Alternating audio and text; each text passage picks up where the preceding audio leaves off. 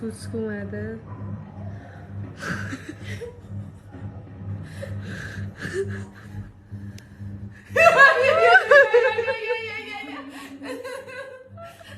اگه پرواز کنه تو چیخ نزن، چیخ میزنی من میترسم.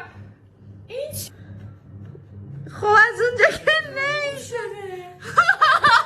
تو رو قرآن مجید، تو رو قرآن مجید. چه عالی. شما خواهی درست کنی؟ خب اون نداره. باید کمکم کنی.